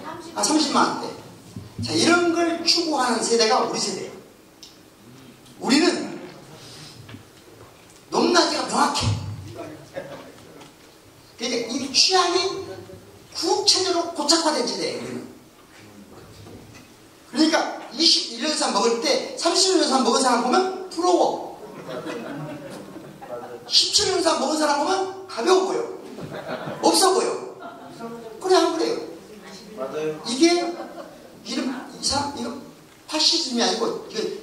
바로 전통적 체계 수호 세대거든요.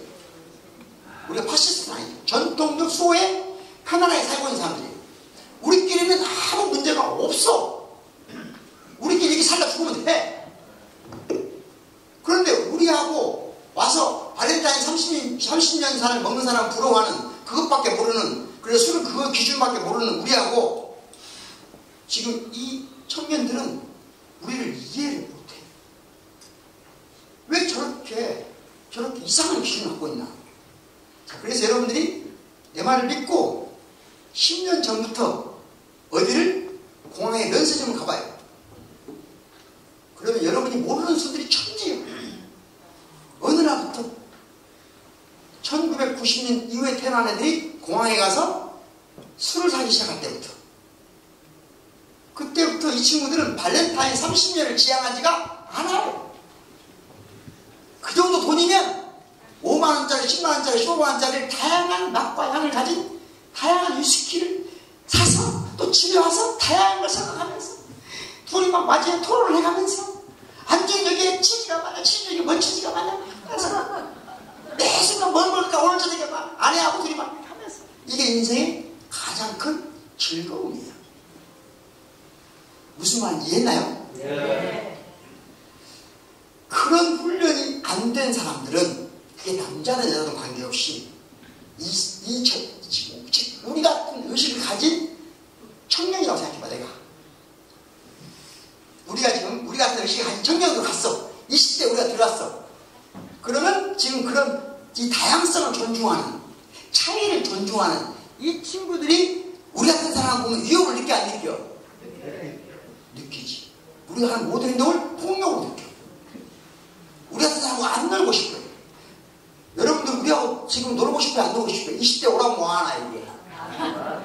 우리는 잘해주는데, 우리는 모든 걸 받드는데 왜 안 할까요? 받들다고 하는 행위 자체가 거의 이상해요. 걔들은 굉장히 이상한 거예요. 에? 너무 우리가 이상한 거예요.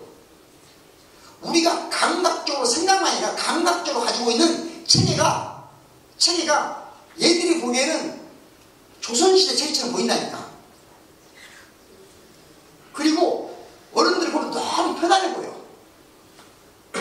너무 편안해. 네? 자기들은 너무 위험해 보여. 어른들 노는 거 보면 어떻게 저렇게 위험한 일을 할까. 그러니까 어른들 앞에 간다는 건 내가 위험해진다는 뜻이야. 그러니까 안 와. 여러분이 노력한다고 청년 당원들을 찾을 수 있을까 없을까요? 없어. 오는 경우는 권력에 의해서. 부모하고 자식하고 싸운다고 쳐봐요. 누가 이겨요? 부모하고 자식하고 싸우면 누가 이겨요? 어린아이는 막 태어나면 모든 게 무서워. 그러니까 엄마나 아버지를 내가 원하는 대로 움직이게 해야만 살아남을 수 있어. 그죠? 그러니까 어린아이는 태어나자마자 정치투쟁을 시작해. 내 바깥 태어나자마자 엄마인지 아빠인지 모르죠. 저것들이 엄마라고 주장하는 것이지. 그러잖아요. 태어났는데 지금 엄마가 아빠인지 모르잖아. 엄마라고 주장하는 것이 있는 거지. 저것들이 엄마라고 주장하는 것과 아빠라고 주장하는 저것들을 내가 내 마음대로 움직여야 내가 생존할 수 있단 말이에요. 그러니까 그때부터 어린아이는 온갖 머리만 쓴 게 아니고 온몸으로 부모를 자기 마음대로 움직이기 위해서 투쟁을 합니다. 정치 투쟁. 근데 부모는 어떻게 해요? 기존의 시스템을 얘한테 강요하기 위해서 잔머리를 엄청 쓰죠. 사랑의 이름으로. 그런데 머리로 싸우는 자와 몸과 마음을 다 바쳐 싸우는 자와 누가 이겨요? 그래서 부모는 자식을 이길 수가 없어요. 왜냐하면 자식들은 아주 예민하게 보거든요. 어디까지 내가 밀어붙이면 엄마가 못 참고 주먹을 든다는 걸 알아요. 그러니까 거기 전에서 멈춰야 된다는 걸 알아요. 머리로가 아니라 몸으로 하는 거예요. 그래서 아이들은 그 경계가 어딘지를 실험하기 위해서 가보는 거예요.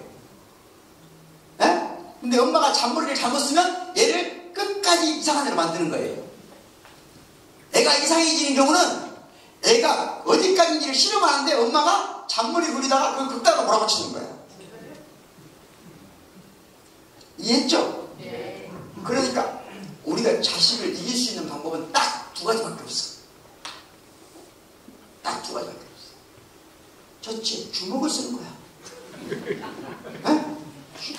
주먹 썼어 안 썼어요?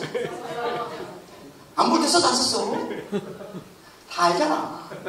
안 썼다 하더라도 때려 죽이고 싶을 때 행동 다 했다. 자식 다 알아. 다 안다니까. 언제 나를 때려 죽이려고 하는지 알아. 자식에 의해서 내가 규율 낸 거야. 그러니까 나중에는 요거 아니면 뭐가 필요해? 응? 이걸 권력 매체라고 해요. 권력을 자기가 기존의 권력 싸움을 정치쟁을 말로 해야 되는데 이게 민주주의인데 말로 신체로는 이길 수가 없어. 그러니까 뭘로 해? 주먹으로 돈으로 활용하는 것. 이게 독재야. 에? 돈으로 공부 이번에 잘하면 돈 줄게. 이게 독재예요. 에? 너 이번에 서울대학 가면 내가 뭐 해줄게. 다 독재예요. 자식의 행위를 뭘로 규율하는 거예요? 이것을 주먹으로 규율하는 것보다 이걸로 규율하는 게 훨씬 더 나빠요. 단언컨대 돈으로 키운 자식은 돈을 갚아줍니다. 단 시간을 내주지 않으면 그도 우리에게 시간을 내주지 않습니다. 시간을 함께 한 자가 우리가 죽을 때도 시간을 우리가 내주는 거예요. 우리는 여러분 솔직히 말해서 생각해 보세요. 자식한테 돈을 줬습니까? 시간을 줬습니까? 시간을 줬다면 여러분은 가족을 생활민주주의를 실천한 거예요. 돈으로 줬다면 여러분은 윤석열 방식으로 나라를 다스린 겁니다. 네? 그러면 자식들이 언젠가 나한테 와서 시간을 내줄까? 안 줍니다. 내가 주고 싶어도 안 돼요. 왜? 부모하고 어린 시절 부모가 시간을 내주지 않기 때문에 내가 가서 부모가 시간을 내보려고 해도 힘들어. 그러니까 이미 다 자기는 돈밖에 안 줘놓고 내가 늙으니까 자식한테 좀 와주면 안 되냐? 좀 한번 아우면 안 돼? 그건 잘못된 행동이에요. 이제 포기하시오. 지금 고칠 수가 있어 없어요? 없어요. 지금 유일하게 그나마 잘 살 수 있는 방법은 뭐냐? 우리끼리라도 재밌게 사는 거예요. 알겠죠? 네. 우리끼리라도 재밌게 살아야 돼. 그러니까 지금이라도 어떻게 해야 돼? 우리끼리라도 조금 협상하는 훈련을 해야 돼. 여러분 부부라면, 부부가 있다면, 부부가 없더라 하더라도 친구끼리 조금 더 액체형으로 바꾸자. 조금 더 우리가 민주적 훈련을 하자. 예? 그걸 훈련이 되면 힘들지 않아요.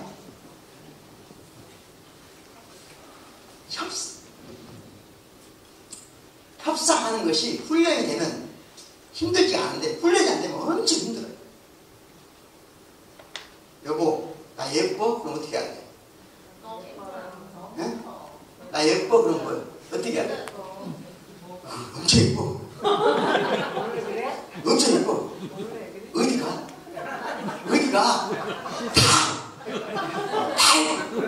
다 어디? 똑같은 게 뭐냐면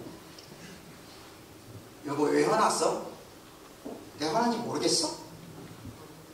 진짜 모르겠어? 아, 나 모르겠는데. 알았어. 좀 이따 너무 힘들어. 내가 사과할게. 내가 잘못한 것 같아. 사과할게. 진심으로 사과할게. 뭘 잘못했는데? 뭘 잘못했냐고? 아니 다 잘못했다니까. 아니 뭘? 자 이게 뭐냐?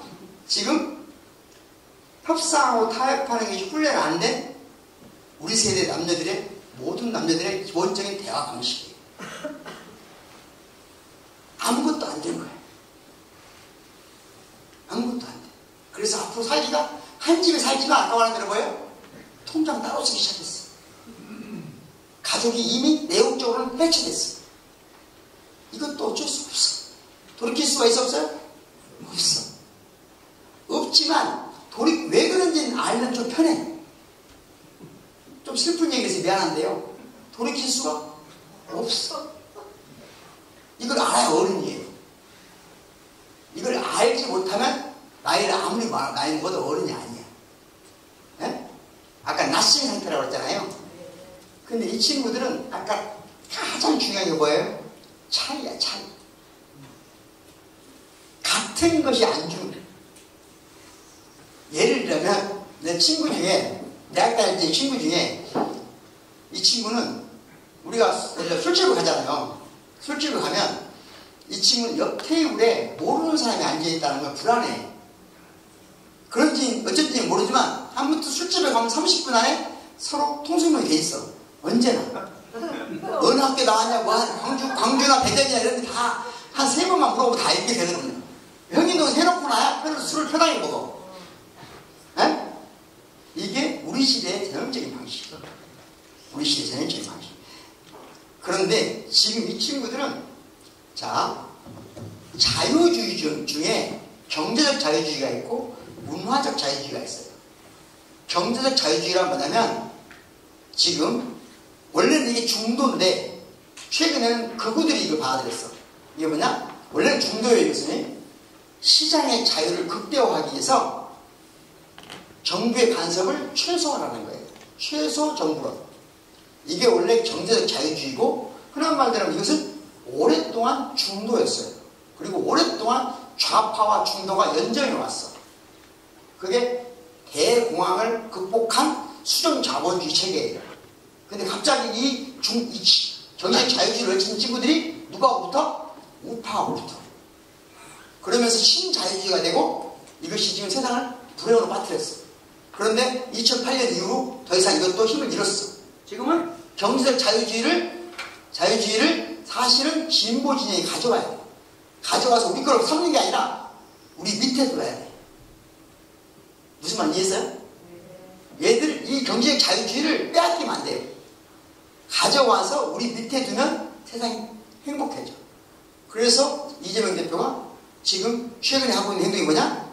성장, 이 신자유주의, 경제적 자유주의를 내 품 안에 끌고 오겠다는 거예요. 이해하셨나요? 네. 이게 국가가 위태로울 때는 대공황 때 그랬듯이 진보가 언제나 그렇게 했어요. 그러면 나라가 안정화돼요. 이해했죠? 그런데 지금 키스스 혁명을 이끌고 있는 이 젊은 친구들도 똑같이 자유주의인데 이 자유주의는 뭐냐? 문화적 자유주의예요. 문화적 자유주의란 뭐냐? 개인의 차이를 최대한 존중하기 위해서 집단의 간섭을 최소화하자는 거예요. 짜장면집 갔을 때 꼭 짜장면만 먹어서는 안 되잖아요. 먹을 필요 없잖아요. 그러니까 개인의 차이를 최대한 존중하기 위해서 집단의 간섭을 최소화하는 것이 문화적 자유주의라고 해요. 그러니까 개인을 맞고 틀리다, 옳고 그르다로 단죄하지 않아요. 여기는 다름을 존중하고 존중하는 거예요.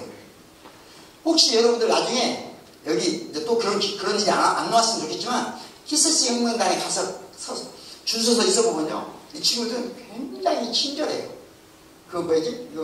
무슨 팩 같은 거 줄 때도 있잖아요. 뭐지 이거? 따뜻한 거, 손주머니 따뜻한 거. 핫팩을 줄 때도 이렇게 생각할 수 있잖아. 핫팩은 무조건 좋은 거. 나는 너희들 주는 사람, 너는 내가 받으면 돼. 이런 태도가 없어요. 다 정중하게 물어봐. 필요하냐고. 매 순간. 우리 때는 그렇게 안 해, 안 해, 우리는. 고마운 거니까 막 주면 돼요, 그냥. 이해했나요? 무슨 말인지? 이 차이를 아셔야 돼요. 그래야 여러분도 가정에서 민주주의를 실현해야, 우리가 가정에서 민주주의를 실현하기 못하더라도 최소한 우리 자신은 이해는 해야 되잖아요. 이해를 하고 인정을 해야 우리가 이제 밖에 나와서 이 투쟁을 할 때 헌짓거리를 안 하게 된단 말이에요. 우리가 모두 투쟁했지만 결국은 우리 자신들이 뭐라고 하냐면 뭐 민주당이나 국힘이나 내가 보기 차이 없는데요? 이런 말 하면 너무나 허망하지 않습니까? 그러니까 더불어민주당 적어도 당원분들은 차이를 소중하게 생각해주자. 존중해주자. 짜장면집 가서도 끝까지 들어주자. 뭐 먹고 싶은지. 빠르게 짜장, 볶음밥 알았어. 이렇게 하지 말고. 혼자 모든 걸 결정하도록 참고 견뎌주자. 하실 수 있겠어요? 네. 그리고 항상 매 순간 우리의 체계를 강요하지 말고 어떡하냐?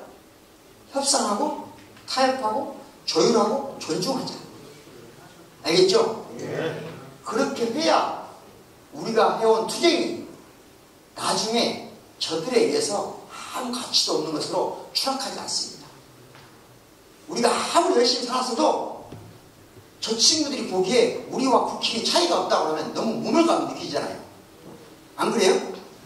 우리가 인생을 바쳐 살았는데 어떤 이분들 중에 그런 분들 많으실 거예요. 이 땅의 민주주의를 위해서 목숨 바쳐 살았는데 자식이 그런단 말이에요. 자식이 모나키로 키운 자식이 어느 날 윤석열을 펴들고 있어. 몰래 집에서 내가 사준 내 컴퓨터 안에서. 안 그럴 것 같아요? 그런 모욕적인 상태를 벗어나야 될 거 아니에요. 그러려면 이 친구들하고 매 순간 다시 집에 가서 야가! 국힘이다. 여기 유승이 나쁘지. 이렇게 하면 안 돼. 자기입니다. 야, 너 그렇게 반복하겠냐? 그렇게 반복하겠냐? 이러면 다 끝난 거예요. 안 돼. 너 그렇게 반복하겠냐 하는 순간 아버지는 윤석열보다 능력도 없으면서 윤석열처럼 행동해요. 그러니까 윤석열이 나 아빠가 나 윤석열이 낫다고 생각하는 거예요. 이런 비극을 맞이하면 안 되잖아. 안 그래요?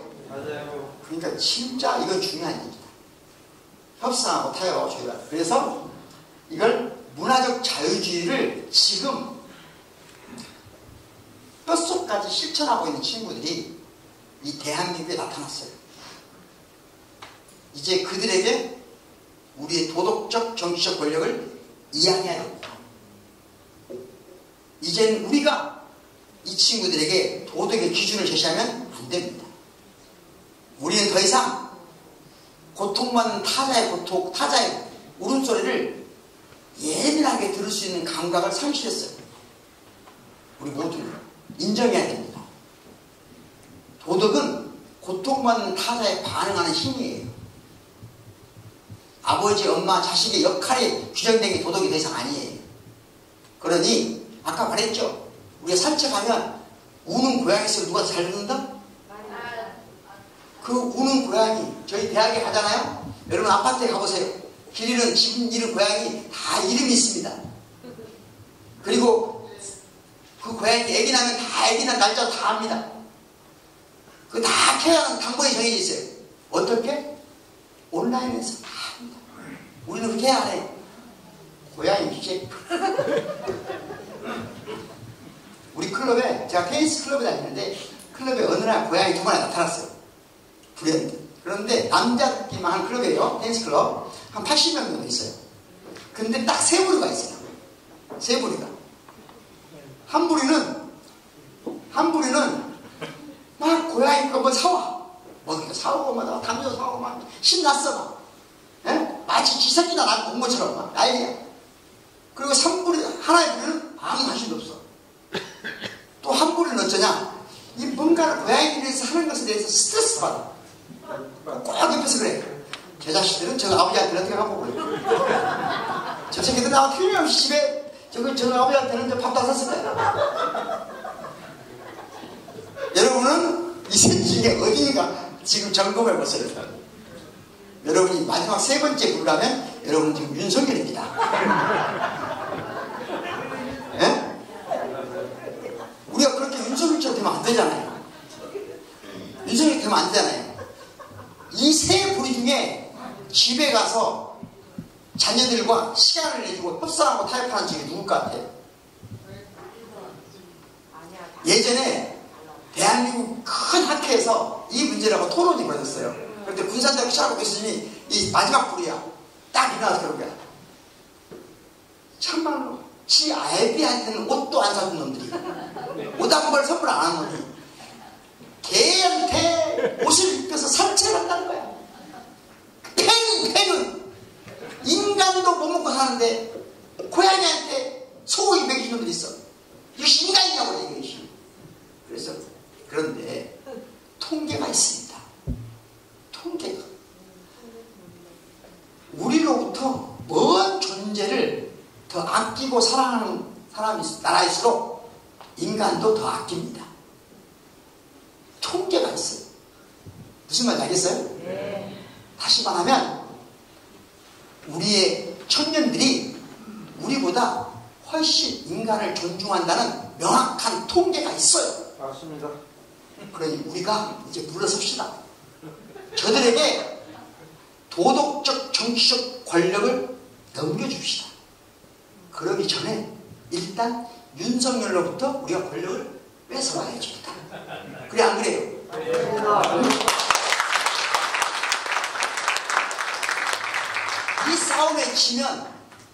이 싸움에 지면 윤석열의 세상이 다시 펼쳐진다는 것은 너무나 참혹한 일이에요. 그러니까 저는 헌재는 반드시 통과된다고 믿습니다. 하나의 위험성은 뭐냐? 그 이후로 벌어진 대선에서 지는 거예요. 이러면 너무 큰 어둠이 찾아와요. 자, 저 친구들이 지금 유일하게 왜 저렇게 바닥에 앉아서 3박 4일 동안 남태령 그 차디찬 아스팔트 위에 앉아 있었을까요? 혹시 이 중에 대학 다닐 때 데모 좀 하다가 감옥 가신 분 있습니까? 있겠죠? 어딘가 있겠지. 더군다나 친구들 중에 죽은 사람도 있죠? 그잖아요. 공부받다 죽은 박경철이 다 있잖아요.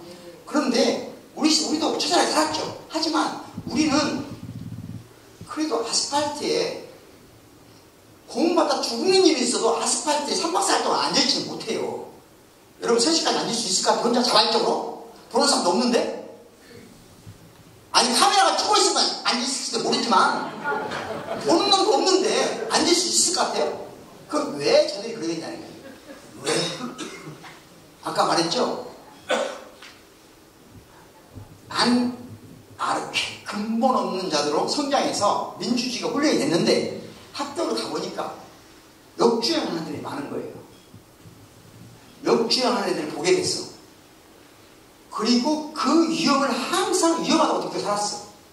그래서 이번에 예를 들면 동동예대 같은 사건을 이해했어요? 왜 동동예대를 갔냐?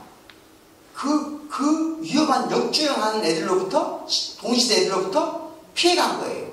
적어도 대학생활은 안전한 데서 공부하고 싶었어. 그랬더니 대학교에서 와서 그런 거야. 아니 그거 여대는 구시대 산물이다. 구시대 산물이니까 자 이제 공대도 만들고 남녀공학 하겠습니다. 물어보지도 않고. 그러면 이 친구들이 보기에는 지금 이 대학 당국이 나한테 폭행을 저지른 거 아니에요? 그렇게 본다니까요. 자, 더불어민주당을 2030 여성들이 적극적으로 지지합니다. 지난 대선에서 70% 이상이 지지했어요. 이제 2030 남성만 우리한테 오면은 완벽합니다. 그러니까 2030 남성을 위한 뭔가 남성을 끌어오는 뭔가를 합시다. 이런 말 하면 그 친구들이 보기 느낌이 그나마 지금 너무 다 위험한데 비슷비슷한데 국힘이나 민주당이나 그래도 비슷비슷한데 그래도 파란색이 조금 안전할 것 같아서 이리 왔더니 그런 소리 하면 투표장에 안 가고 싶어요. 그러니까 여러분한테 지금부터 중대한 제안을 합니다. 제가 더불어민주당 교육연수원장으로서 여러분한테 제안 드립니다. 교수가 아니고 자, 앞으로는 사람을 볼 때 남녀로 보지 마세요. 남녀로 먼저 보지 마세요.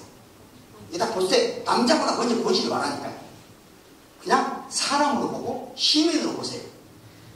기본적으로 2030 남성은 어쩌고 여성은 어쩌고 이런 말을 하지 마세요. 아예 대선이 끝나는 날까지. 알겠죠? 어디 가서도 그런 말 하지 마요. 그런 감각을 아예 지워버려요. 그냥 사람으로 보세요. 아이고 어머니 이런 말도 하지 마요. 에? 왜 나이로 나한테 어르신이라고 갖다 때려 죽이고 싶어요. 나이로도 보지 마세요.